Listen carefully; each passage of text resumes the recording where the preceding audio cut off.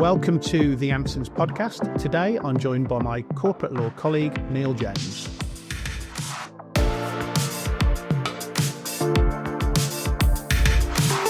My longest running colleague, I would say, Neil. Yeah. I was a slight break. Right. I think I'm now Anson's. I'm the longest serving lawyer. I'm 20. I'll be 20 years next July. When did you join? So I will be 17. No, I'm 17 years now, so I'll be 18 next January. So, yeah, and though, but we worked at our previous firm, which we will not name, No. before that. So, yes, we go back a long, long way. You had a full head of... No, you didn't quite. No, I have not had a full head of hair for a long time. No, you didn't have one. You didn't have one back then, really. We were just discussing, because some of it thrown up by the last budget, succession planning in businesses and owner managers of businesses, which is sort of your bread and butter, getting an exit. Right. So if I own my own professional services business, which I kind of do, but we're not going to assume that this is Anson's. It's an architect's or it's something like that. And I don't know, the age part of it doesn't matter, but let's say I'm 55, I've been working pretty hard, I'm making a decent living, but I'm thinking it's about time for me to get out of the industry, or at least reduce what I'm doing. I don't want to be running that business anymore. That client, you get those clients coming to you all the time. Yeah, absolutely. And only yesterday, in fact. So, the first thing is that it can take time.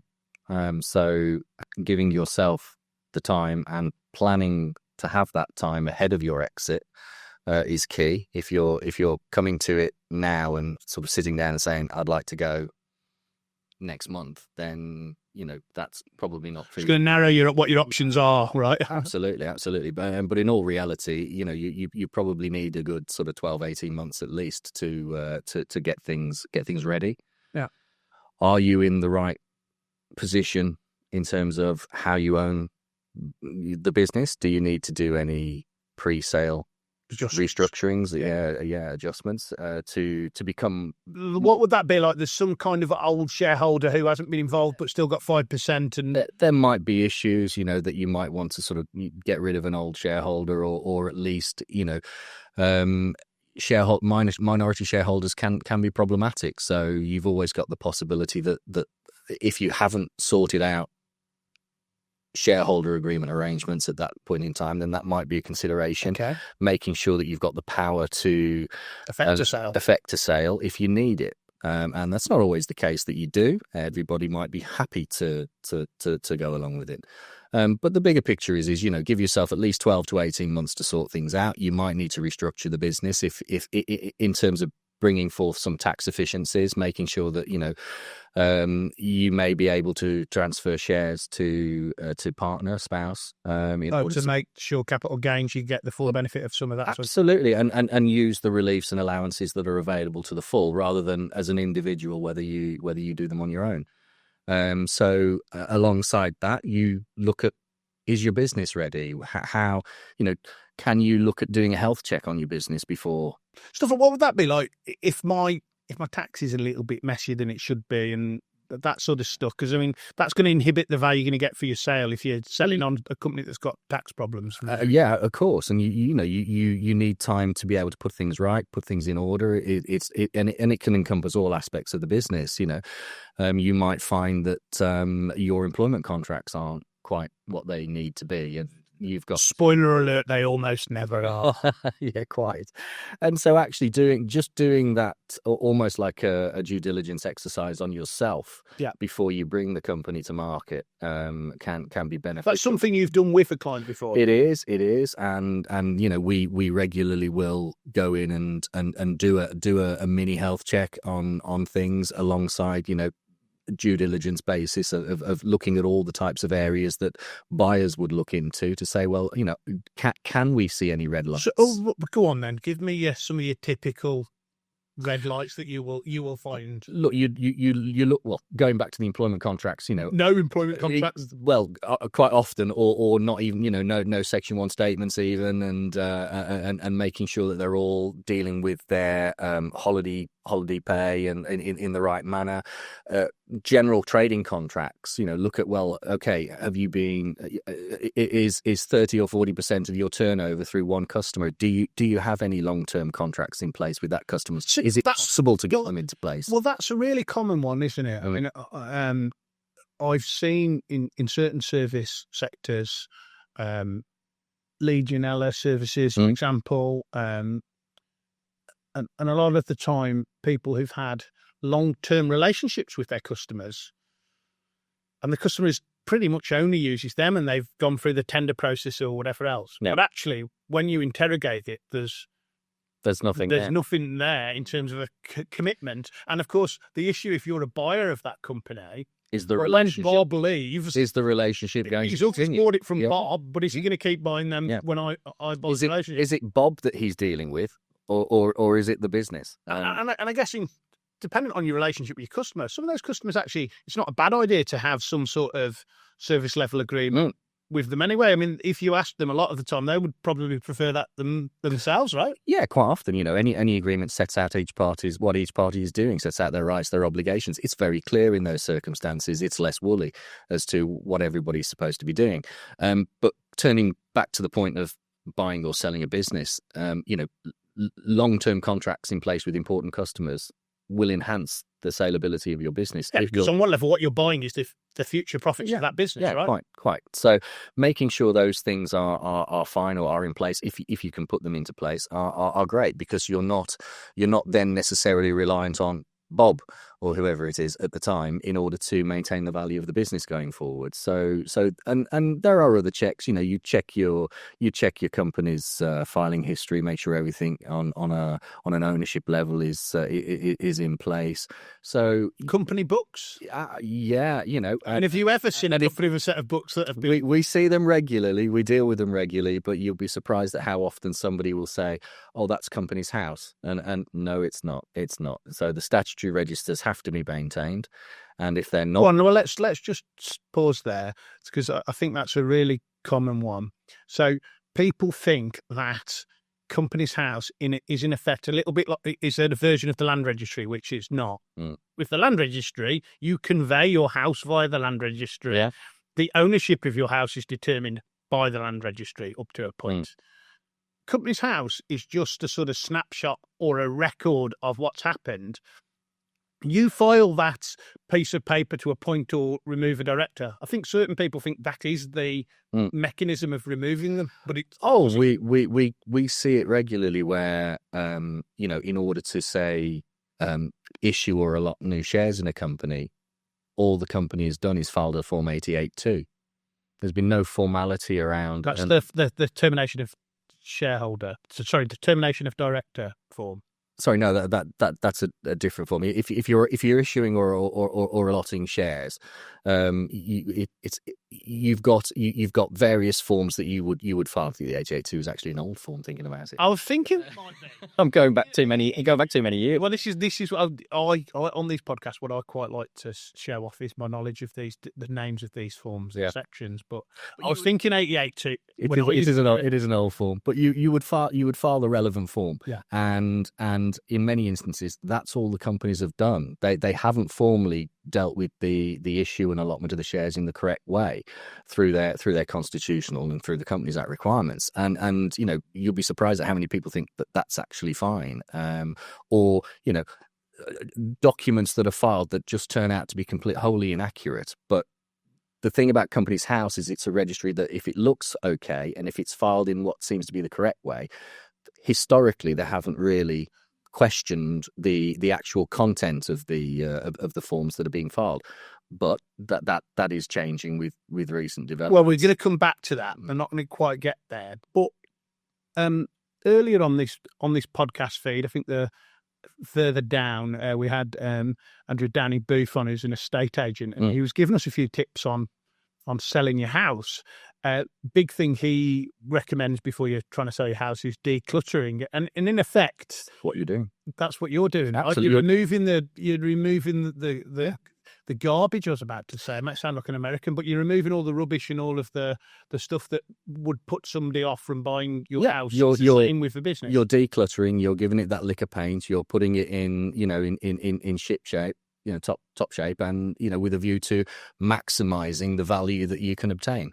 If you come across as a buyer, as a seller who has, everything to hand. Here's our information. This is this, and everything is in order. Everything. Then you come across as a serious seller. If all you're producing is garbage or it's information that is incorrect, inaccurate. Your filing history at company's house is poor. You don't have your documentation. You're not going to maximize the value on sale because they'll be looking there and thinking that what other problems are lying in wait for us. Okay, so let's say we've done all of that, right? And I want to explore my options. One option could be that I sell it to, I was going to say underlings, but that sounded really derogatory, and that sounds like that's what I would just. But my manager in my company. You're talking about effectively a management buyout, yes. Of sorts. So yes, there are a number of options. Management buyout is one of them, and in many cases, professional services in particular is one where. You could see that happening. So what is a management buyout? So that's where the shall we say the second tier beneath the current ownership will, or some of them will group together, with a view to to exiting those above them to become the owners of the business going forward, and that often involves their an element of obviously having to take funding on board, and will involve the management team probably having to have some skin in the game and taking some risk in relation to that. I hear your corporate lawyers talking about skin in the game all the time. But what I wanted to say, when I do that, are there people out there who will lend me the money or will lend the company the money? There are, absolutely. Who, for me to then buy that, if I'm one of the managers, to buy out my boss? Yes, absolutely. And do I have to borrow money myself? Personally? You don't have to, no.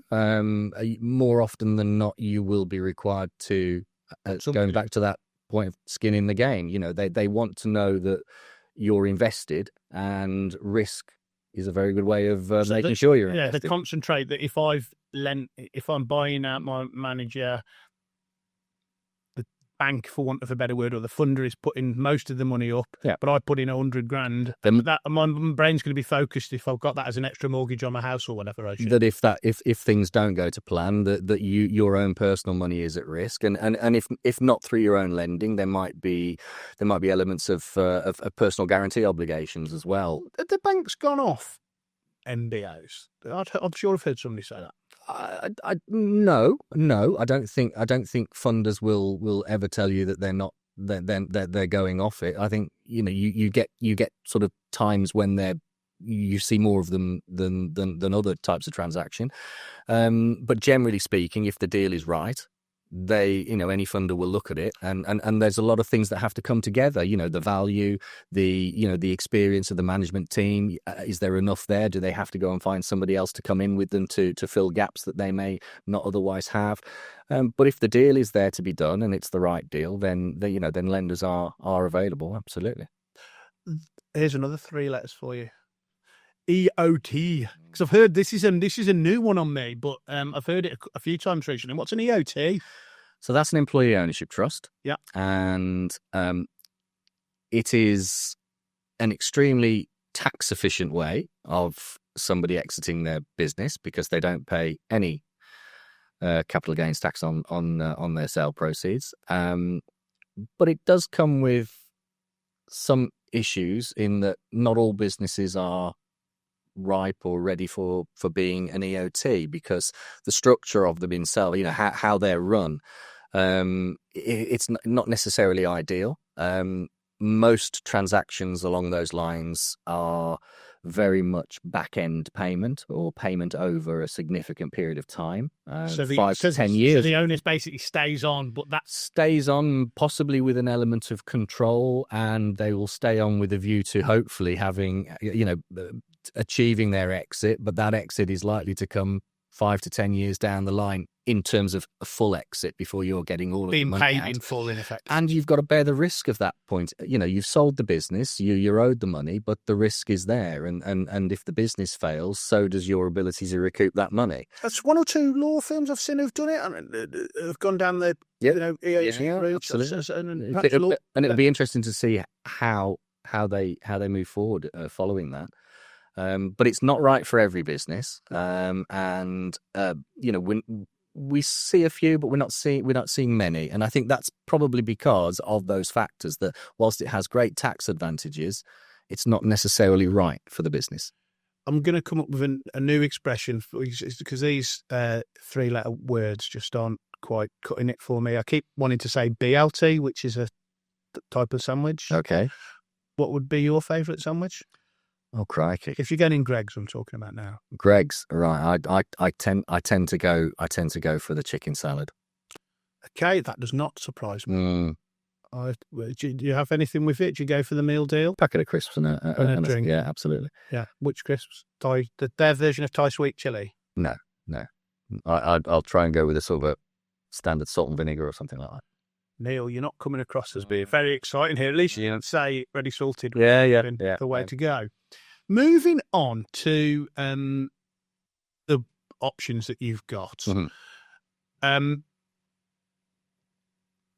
I've heard you also use the expression a trade sale. Okay. Now, that's normally, is that shorthand for somebody you already know in the business a lot of the time? Yeah. In the same industry as you? Yeah, absolutely. Yeah. So obvious possibility, a bolt-on acquisition for somebody else, bringing in the same line of business as you. So they're looking to expand their operation and they see an opportunity. And, if the timing's right, then yeah, that's probably the majority of the deals that we do. Because a lot of the time, whether they're backed by, and we'll come on to what that is in a second, by private equity or whatever, a lot of the time, ironically, your competitors are also people that you work with. There's a type of job that is not quite them. You're more of a specialist in an area. A lot of the time, professional services businesses in particular have that sort of big brother, little brother or sibling type relationships with competitors. And if you are looking to sell your business, selling it to your big brother is surely got to be one of the best options. They know you, you know them. Absolutely, yeah. It's a simple bolt-on for them, and it might be a big bolt-on for them. It might be a small bolt-on for them, but they're in the same line of industry. They very much know the business. They may know it personally. They may know the sellers personally, and the vast majority of sales that we do go through that kind of scenario rather than any other EOTs or other. So. And then on certain occasions, and you will then use, I also hear that you use especially this corporate finance houses or parts of accountancy practices or even can be unique, on their own. They've got their own sort of specialist corporate finance practices. And they adopt almost like a sort of, and they're going to hate it if I use this expression, but almost like an estate agent type role, whereby they're sort of scanning the whole of the market to try and help you find that buyer. They will very much hate that. I'll take that back because they are not just estate agents. They're there to do a number of things. They're there to look at the value of your business, maximize the value of your business, and then through the transaction process, make sure that value as much as possible is maintained.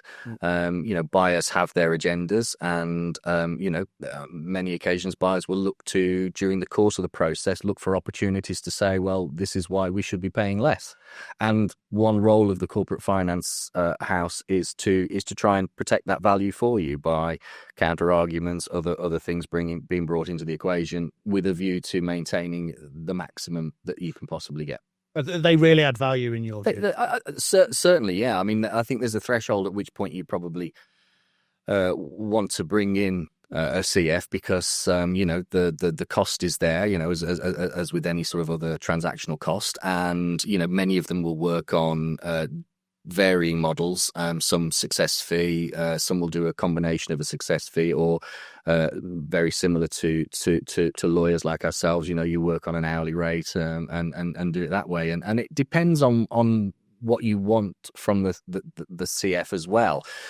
If you know realistically the people that you're going to sell to, or have a good idea and can approach them yourselves, you may not necessarily want to approach a CF on a success fee basis. You might want to do it on a more of a fixed price to do some work for you to help you in the beginning part. Yeah, because a lot of it is done on a contingent basis on success fee, which you could find that the fees are what 3.5%, 4% of the consideration sale value. So they're not cheap, but with the right people in the right transaction, they are definitely worth their salt.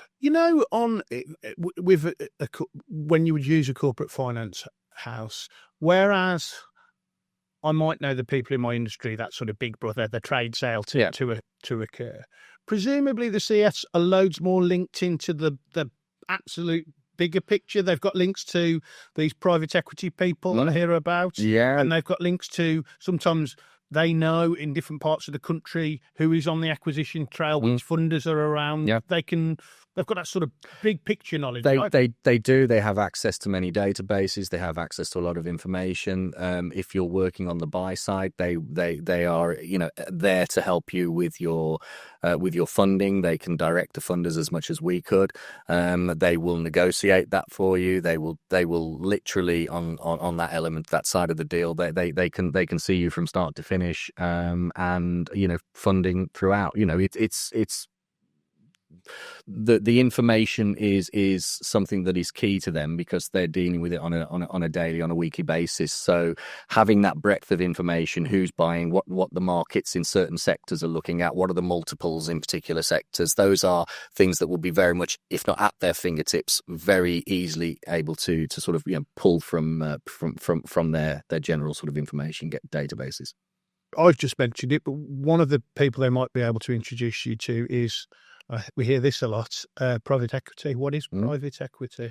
So, private equity is it's private and it's equity. It's private and it's equity. So it's the private equity houses will come in and they will lend. It's a collection. It's a collection of funders behind a particular entity, which is then going on an acquisition. Trying to build up like a much bigger. Could be a buy and build strategy with a view to a 3 to 5 year plan of buying and then exiting and utilizing the benefit of together stronger and stronger, bigger, better, and more value, and with a medium term investment in mind to sort of. Most of the time they get in there, they put some businesses together, and then after 2 to 3 years they will exit. 2, 3 to 5, they'll look at some sort of exit in those time frames, in the hope that the combined value is greater than the sum of its individual parts when they bought. And that's not to say that every PE house is going on a buy and build strategy. No, they can look for individual options. PE house. Private. It made me think back to being at school and doing PE. What was your favourite activity in the gym in PE? The gym. I like that one where you used to have all the equipment out. Yes. Sort of like all the bars. Yeah, absolutely. I used to love that one. Do they still use... I don't. Do they still like the pommel horse thing? I've not been in a school gym in I don't know how many years, Martin. So I would imagine so. Could you, when you were at school, were you capable? I was not capable of climbing up. I've not got strong enough arms, even back then. The ropes. Yeah. I could pretty much do most of the stuff. And was that because you got pretty good sort of strength at pulling generally quite sporty, I think. And I just couldn't. I could never get up the top of one of those ropes. I stopped playing rugby when I stopped growing. Right. Because I thought it was starting to become a bit dangerous. Yeah. Well, you played Sunday League football till you're about. Yeah. Got into my 30s. Yeah. Not at a great level, but at an okay level. Well, it didn't you tell me that once that you you stopped when some of the players were getting out of the car and having a can of beer. Having a can of beer on a Sunday morning, yeah. Those are the fans that turned up to watch. I looked around and thought, yeah, this isn't for me anymore. You've done your time. And I also actually in that game, I also broke my toe as well. So I thought this is a good place to end. I always say to people that Neil, and then I think you get slightly knocked by my surprise that he's a very good footballer. You'd be surprised, and I'm an okay. Our colleagues are always surprised that you are. You've got to bear in mind that this is a law firm, and you don't find many particularly athletic sports. Exactly. So in comparison, I'm an okay footballer. But I think my problem now is that I'm probably just okay for 5 minutes before I pull a hamstring. Yeah, no. I see myself more when we've played football in that sort of Emile Heskey role, sort of up front, sort of target man, sort of set people, set other people up. Yeah, I'm more in the Jan Molby mode now, where I'll literally just stay in the centre circle. And I won't. Well, if the ball comes to me, but I'll just try and stay in that centre circle. Well, that saves the legs. One of the areas that you work in particular, Anson's works in particular for a number of years now, has been the pharmacy sector. And and healthcare generally, yeah. And healthcare generally, and in particular in that area, this is all of what we've talked about earlier, but happening in the pharmacy sector. A lot of pharmacies trying to buy multiple units, or what typically happens in that sector? So pharmacy it's a regulated sector. But they're very good green light sectors to funders, to banks, mainstream banks. The fact that you've got a mini monopoly, I guess, on one level in your area. You do to a degree certainly with the closure of the ability to enter the market. So the market entry isn't that easy. So that's where open up a new one from scratch. That's where the monopoly comes from. But there will be competition naturally, but it's limited. They're very good from a banking funding point of view because the people that owe you money is effectively the government, and that's normally paid on a 2-month in arrears cycle through the payment statements, and so the other stuff is that people have to pay their NHS regularly coming in, and everything else is over through the till over the counter. So pharmacies is good as so banks love it. Yeah, absolutely. You've got very rarely do you have issues in terms of aged debt. Absolutely. So from that point of view, they're very solid businesses, right. But they are also very dependent on government funding. Yes. So it's subject to trends that are happening in terms of the government and the NHS and that sort of stuff. Yeah, and it's only recently that a new contract for global funding has been put into place, which has seen an increase, and that's the first increase for a significant amount of time. And so they are restricted in certain ways in terms of how much they can make on medicines. But on the whole, they're very solid businesses if they're well run. And you don't see many going to the wall. They're professionally run businesses, so people do things properly. And are there any sort of trends over the last 2-3 years post-COVID that you've noticed in that? Is there been a sort of push for them to sort of combine and become multiples or whatever? I think that the trends are largely the same. Everyone with one pharmacy wants to grow and build. What you'll find is that the ability to do deals with drug suppliers improves with more. You get more traction if you're buying more at the end of the day. So your discounts can possibly be better negotiated than you could if you just had a single site. So everyone is looking to grow. There's been a number of what we would call corporate sales recently, mainly through the likes of Lloyd's pharmacies exiting the market. That has introduced a different element of transaction. So they decided to not have run pharmacies anymore. Yeah, they exited the market before going bump. And the main owner, and so. Yeah, that's changed the way that those kind of transactions have been done. It was less of a negotiated position and more of a here it is, take it or leave it. Right. which isn't ideal for buyers. But there was still plenty of interest because there's still a lot of people who are looking to get on the ownership ladder in that sector, and so there's a lot of first-time buyer interest in those pharmacies because they also tend to be sold at a discount because of the additional risk that goes with it. But do they tend to be sold alongside with the premises that they are in? Yeah. They leasehold or they do. The thing to appreciate about pharmacy businesses is that the premises is registered with the GPHC. It's got a license, the General itself, Pharmaceutical Council. So that's the registration to provide pharmaceutical services from that premises. So quite often, well, in all cases, the premises come along with the pharmacy. There are ways and means you can change premises and relocate them, but you have to go through application processes through the GPHC to do that. And so nearly all of the transactions we do involve a property element, either buying the freehold of the existing premises or assigning the lease. Is there an increasing online element to pharmacy transactions you've got involved in? I mean, the reason I say that is the internet follows you everywhere, right?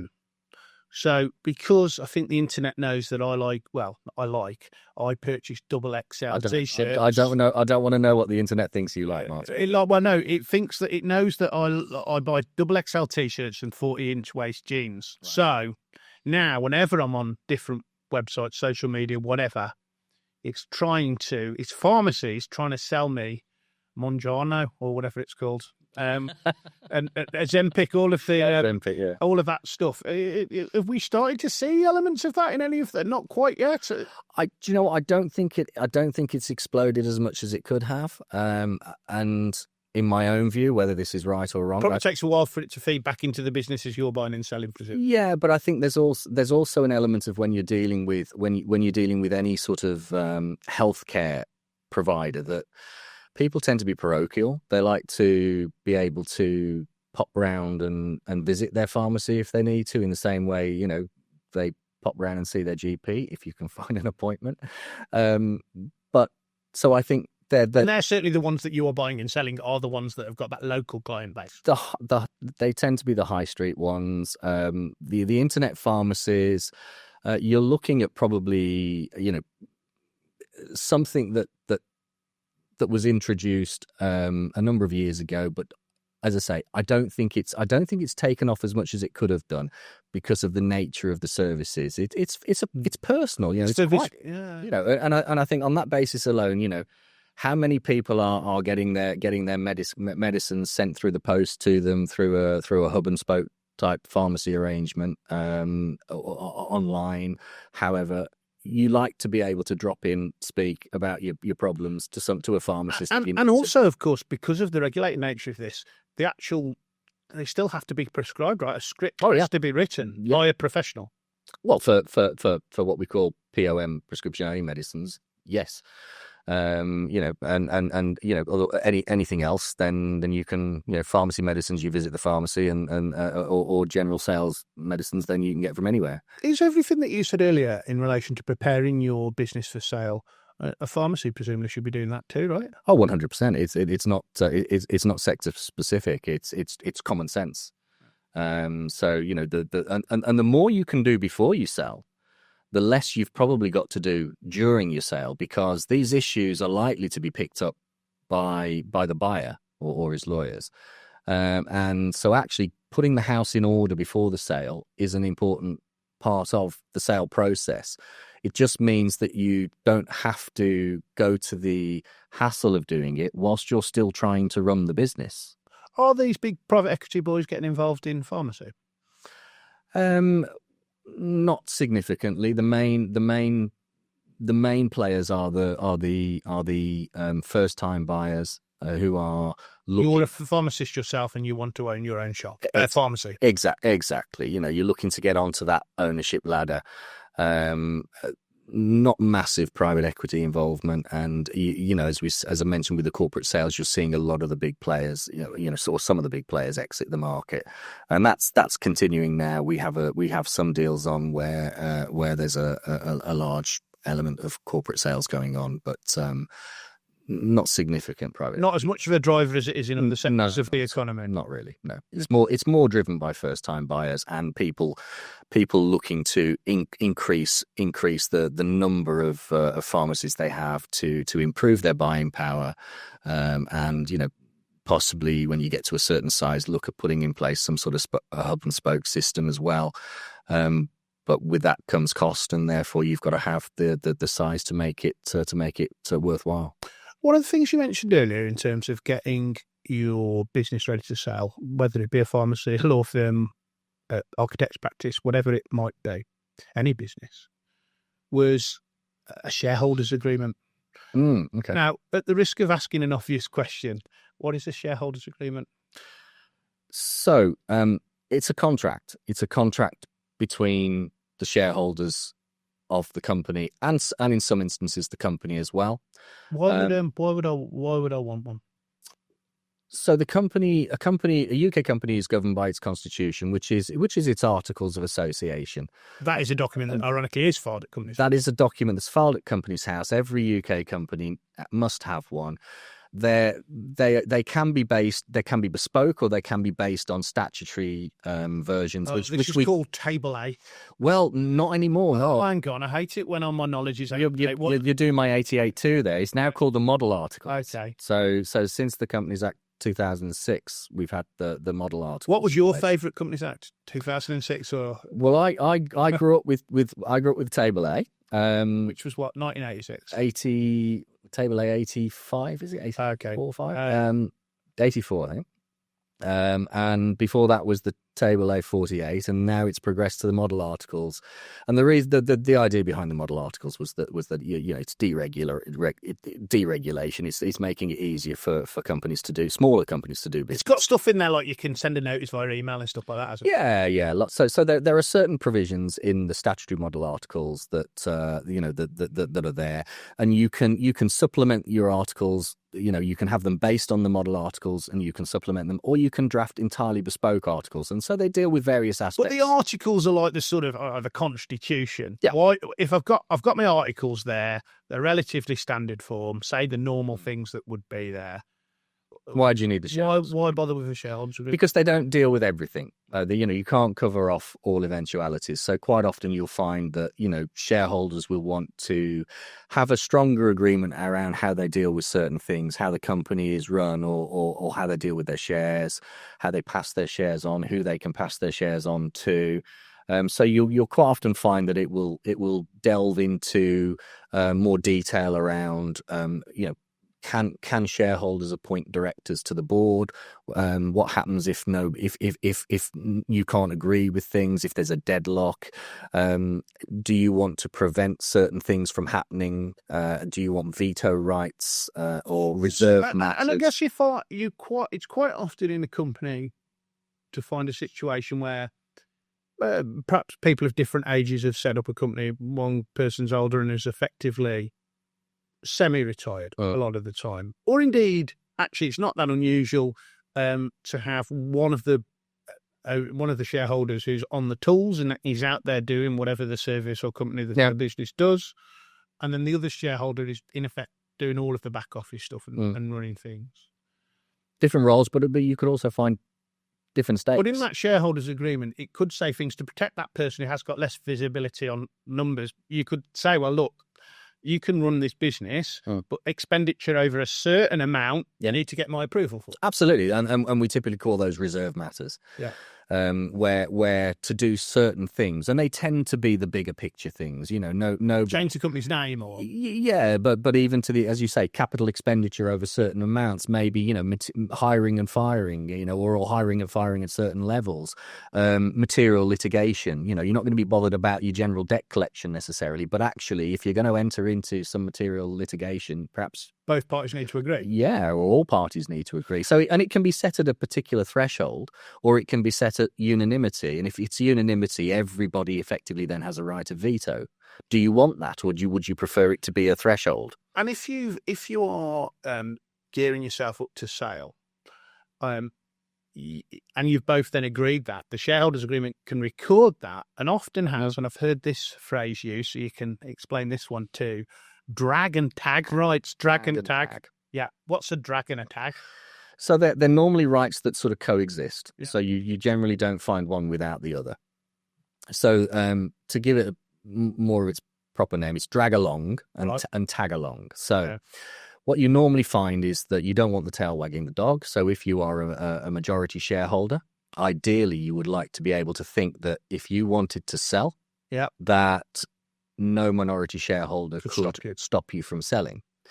Because it's generally unlikely, not impossible, but it doesn't happen very often where if you're a 70% shareholder and you've got a 30% shareholder. Oh, the buyer's going to want the lot. The buyer will want the lot. Yeah. And so you can see a situation where, a 30% or all 10% minorities could decide not to sell. And am I right in saying that if you haven't got anything written down and you own 70% and you do want to sell and the 30% owner won't, you're potentially stuck there, right? Yeah, without a shareholders agreement. Absolutely. Yeah, if no one in the market wants to buy the and you'll know yourself. What are the options around a just and equitable winding up, and how difficult that would be.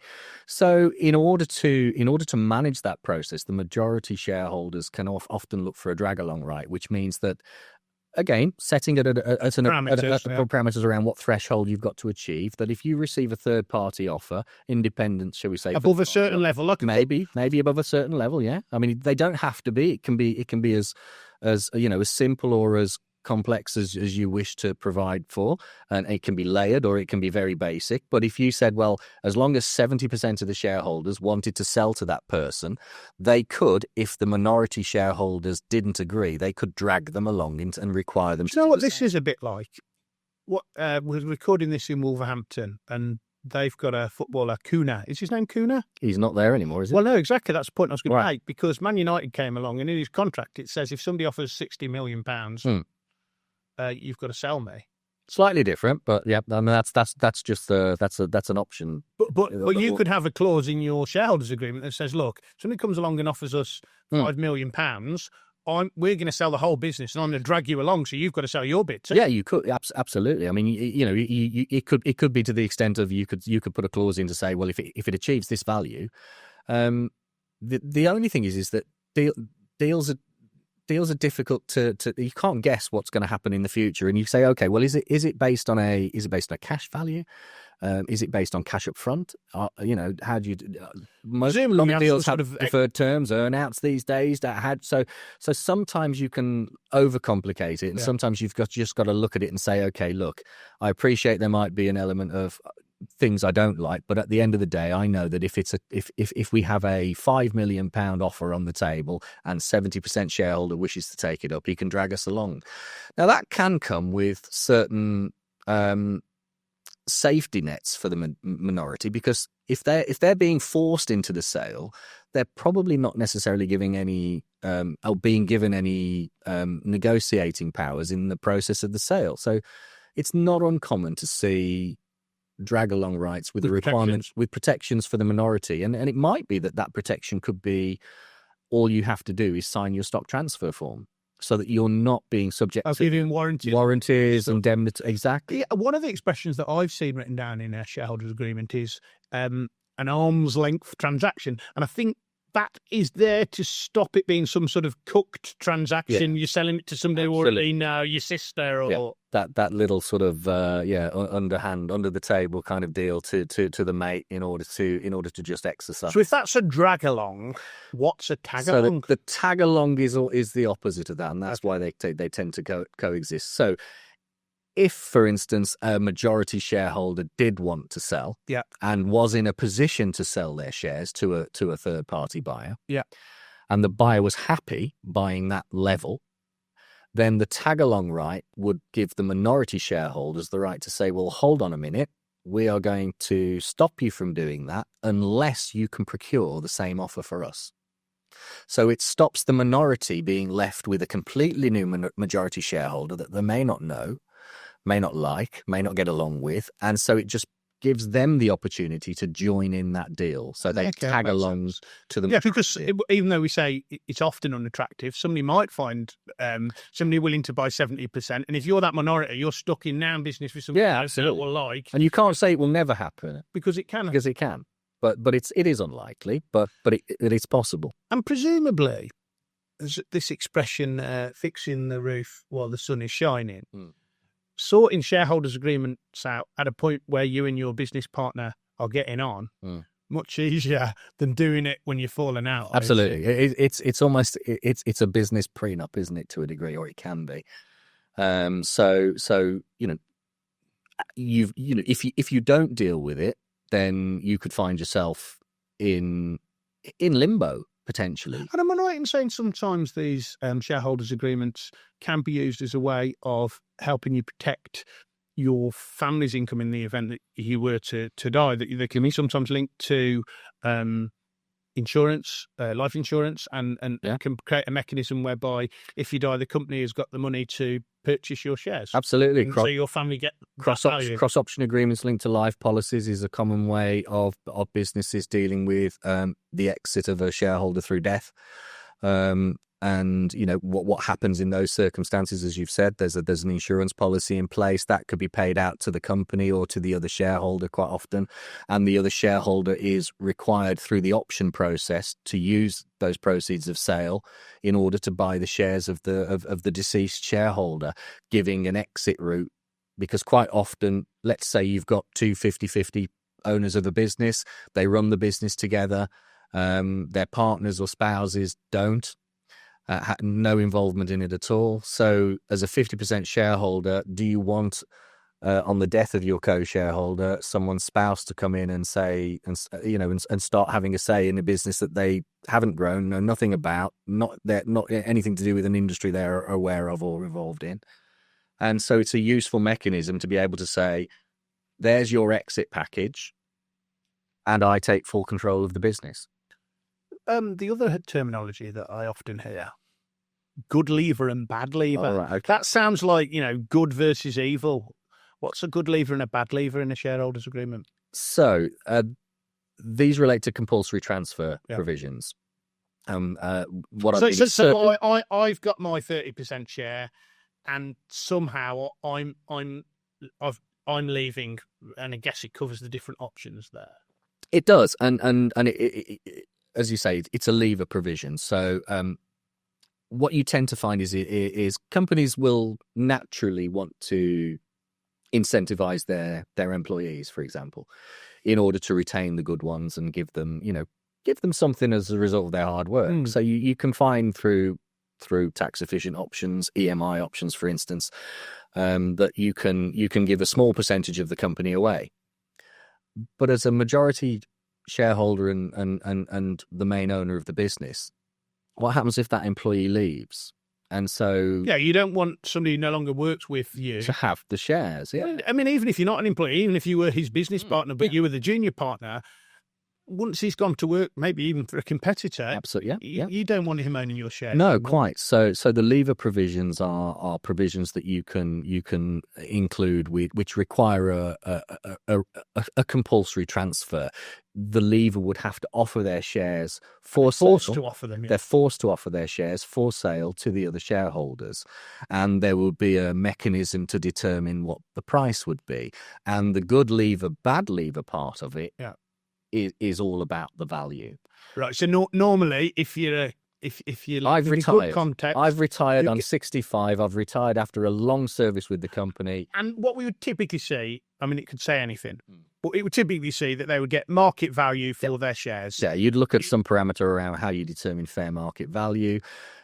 Probably accountant gets appointed. Yeah, quite. That's quite often the way it works. You have a valuation provision for the appointment of an expert to determine fair market value, and you would leave it for them to then judge with some parameters. Maybe it's on the basis of and one of the willing seller, willing buyer. And also sometimes going concern, but no minority discount. No minority discount. Absolutely. They value the company, and then value the company as a whole, and then what your 30% is what your 30%. If you have a 5% shareholding in the company, any accountant will tell you that that's not worth 5%.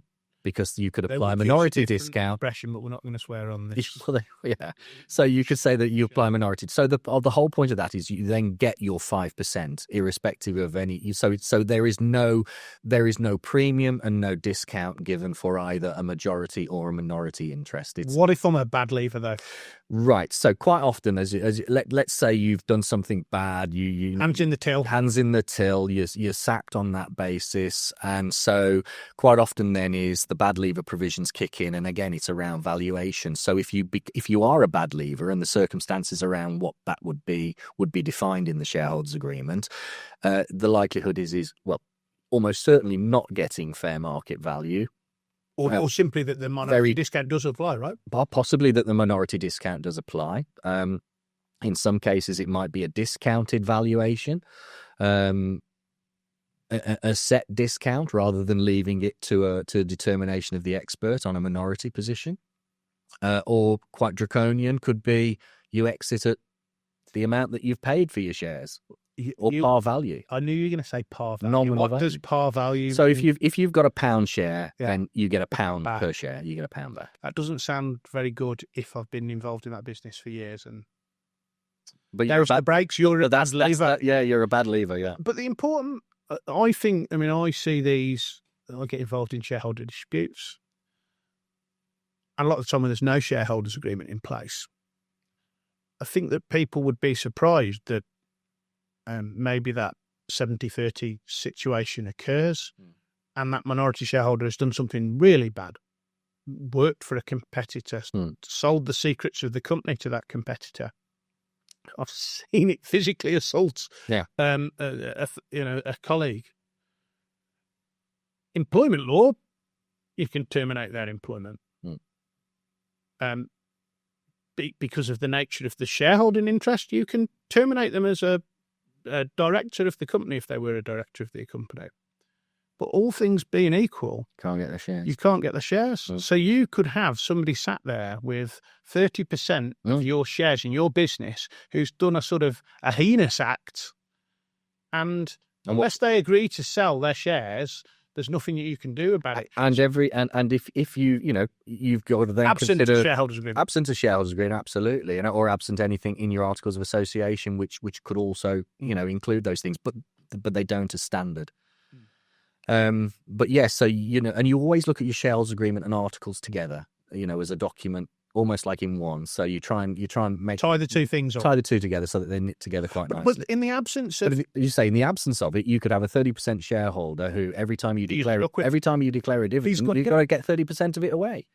Yeah, so because there's a principle of companies law that if any dividend is paid out, same class of shares, it's just proportionate in those circumstances. So every 100 quid that you dividend out, they've got to get their 30. They're no longer working there, and they've done something. And again, if you've got a company that's been given regular dividend flow over 5-10 years, and all of a sudden because there's a bad leave, there's a leaver scenario, but you've retained your shares, you then suddenly stop paying dividends. And in contrast, often the only thing that you're left with, and whether it be a 30-70 or a 50-50 type of deadlock split where there's been a falling out, absent that agreement, and I get that it can be in the articles, if all you're left with though is the Companies Act, a lot of the time, in terms of forcing things, the only thing that you can do is petition the court for just an equitable winding up of the company, which in effect is, let's just be clear, it's killing and liquidating the company. Yeah, this is very much like. And before you've even thought about, well, let's take that further. How many employees do you have? All right, what happens to that? Well, we all know what happens. Their business comes to an end. I mean, this is King Solomon's threatening to saw the baby in two, and of course, it's the nuclear option. It's no good for anybody at the end of the day, and that's why we going back to what we said at the outset. It's a business prenup. Yeah, and we would encourage it.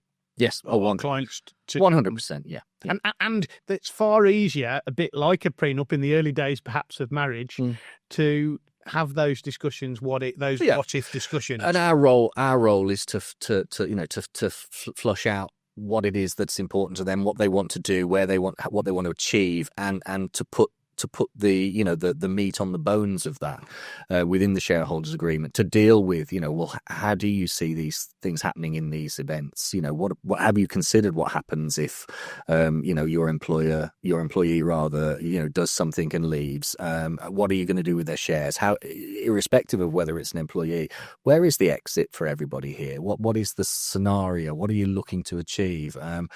Deal with the drag, deal with the tag, all of those aspects. How you manage the company. It's not just how you end it. It's how you manage it through the course of its ongoing operation as well. Do shareholders have the right to appoint directors to the board in order to protect or preserve their interests in some way?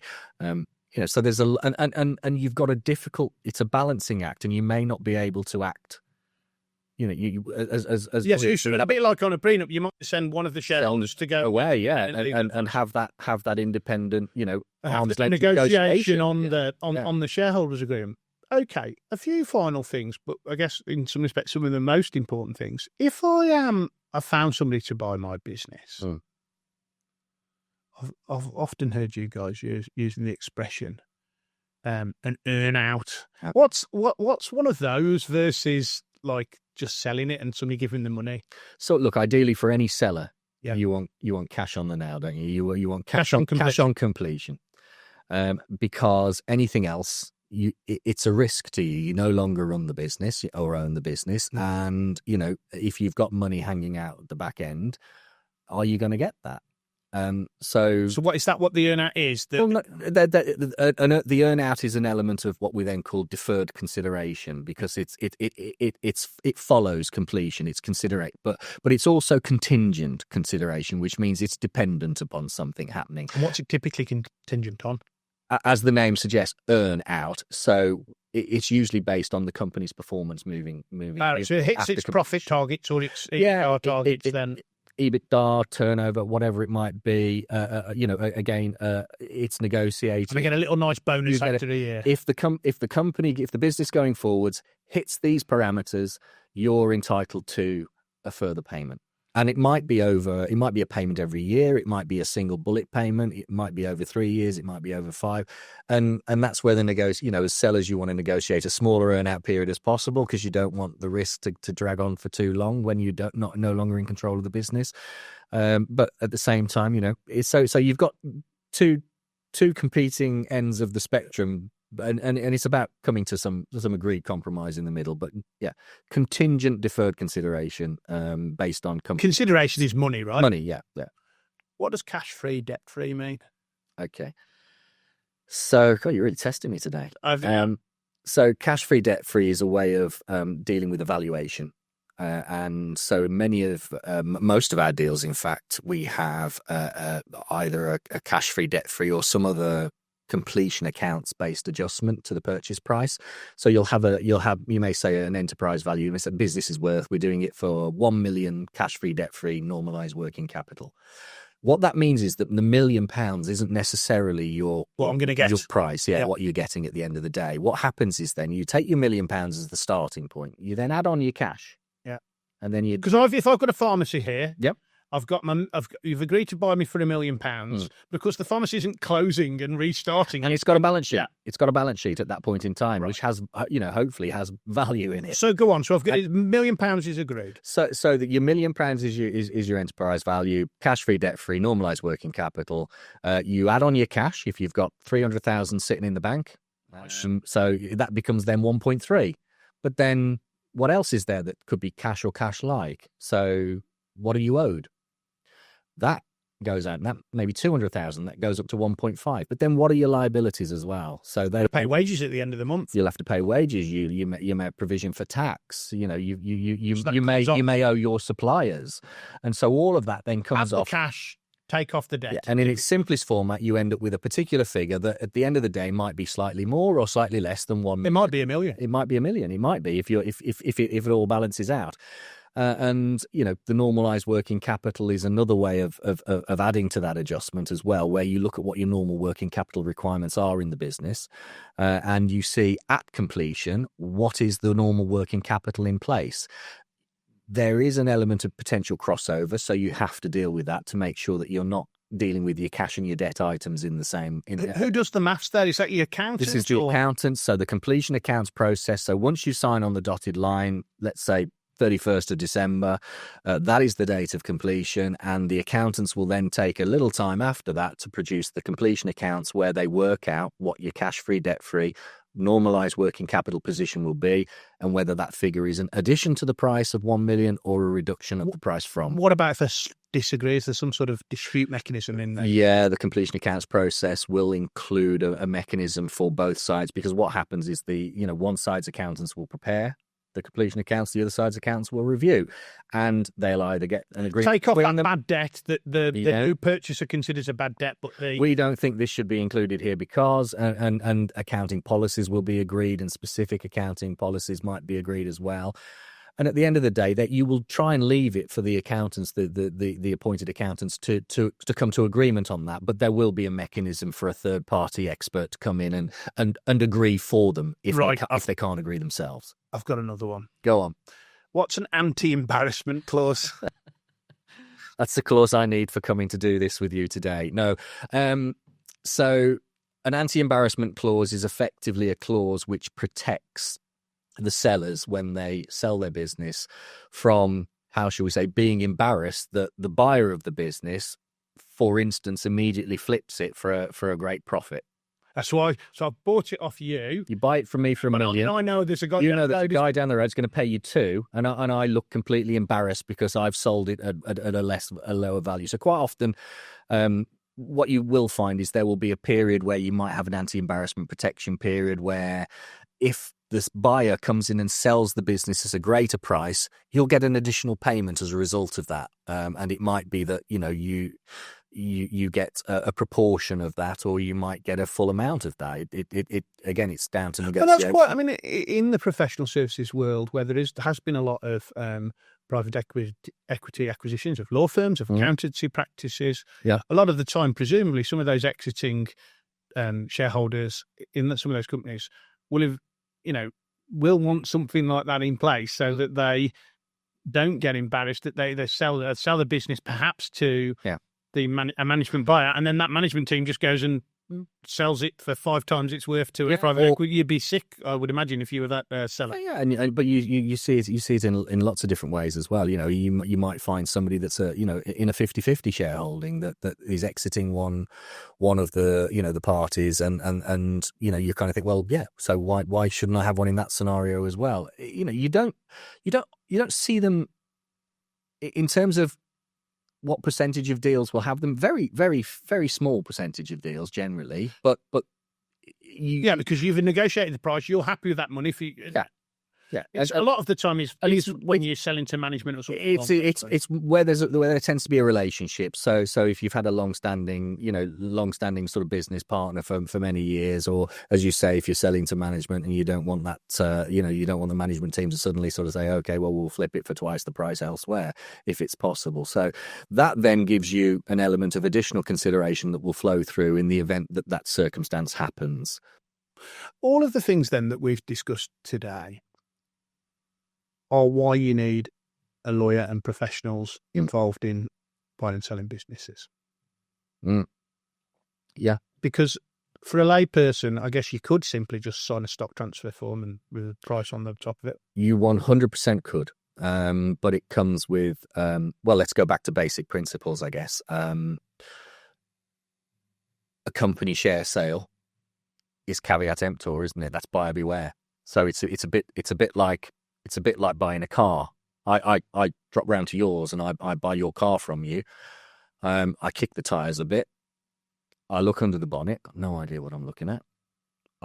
Start it. Yeah, you probably do. Start it up. It starts. Drive it off the drive. Pay you the money. Thanks very much. 200 yards down the road, it breaks down. That's my problem, not yours. Yeah. And that's the same with share sales and purchases, business sales and purchases. It's caveat emptor, which means that if somebody's paying you a substantial amount of money for your business, they will want certain protections in place. And doing it on a stock transfer form gives you no protection at all. So that's why these agreements are quite chunky. They're full of warranties. You go through a due diligence process. It's all with a view of the buyer satisfying themselves that they're not buying a white elephant at the end of the day. So, yeah, you wouldn't want to do it. And having the right advisors on board, just because Dave, your mate, the lawyer down the pub, dealt with your divorce, doesn't mean he could and should be dealing with a business sale, and vice versa. Depends on. I don't want to deal with anybody's divorce, by the way. Depends on what Dave's specialisms are, really. Exactly. So you've just used an expression there I just wanted to unpick briefly. Go on. Due diligence. What does that mean? So again, when you're looking into a business, you don't know anything about it well, MBO management team. Yes, you're going to have knowledge of the business. But there'll be elements that you don't know about, and an independent buyer who, rather than sort of a management buyout, won't know you from Adam. Might have an idea of who you are, of trade sale, whatever. But at the end of the day, you don't know what's in there. You don't know what's in that company, and what's in that company becomes yours. And if there are problems in it, they become yours. So you do your investigations. Due diligence is essentially it's kicking the tires. It's getting your AA guy to check the engine. It's the equivalent of the surveyor doing. Yeah, your survey on your house. Absolutely. Yeah. So if you take that business, and you say, well, okay, what are the elements that I want to look at? Well, okay, constitution, your articles, and are there any shareholders agreements, contracts, employees, employment contracts, litigation, tax position, pensions, all of these things, current trading, so all of these things will be looked into by a buyer so that they know what they're buying and that it's worth what they're paying. It's an exercise to say it supplements, it protects the price, and that's something that we as lawyers can help buyers with and sellers in terms of responding to. And of course, this goes back to the point I think we discussed at the beginning in terms of protecting your price. If you do that exercise and have that health check done earlier, got the contracts in place, there's no issues about that. As a buyer coming in and seeing all that in place, that's going to give you much more confidence than if you come in and start unpicking problems at every turn. Yeah. You'll start to wonder, what am I buying, and where's the next problem? It's almost like you're opening a Pandora's box of issues. Or you want if you keep going with your car analogy, you want it to have gone through all of its surfaces. You want a full service history. Yeah, we don't want any rusty wheels or problems when you pull up on it, basically. Yeah. Well, Neil, we sort of didn't get onto nearly half of the discussions that I wanted to, in some respects, get on today, but we can do that on a later episode. I'd like to think that everyone will have found it quite helpful for you to sort of get into, well, mainly for my benefit, actually, but get into a proper sort of myth-buster exercise in relation to loads of the terminology around selling your business. And of course, if people are interested in doing that, they need to get in touch. They need to get in touch with the corporate team, absolutely. We are, it's not just me. We are 7 strong. And we're one of the bigger corporate teams outside of the city. That's Birmingham, not London.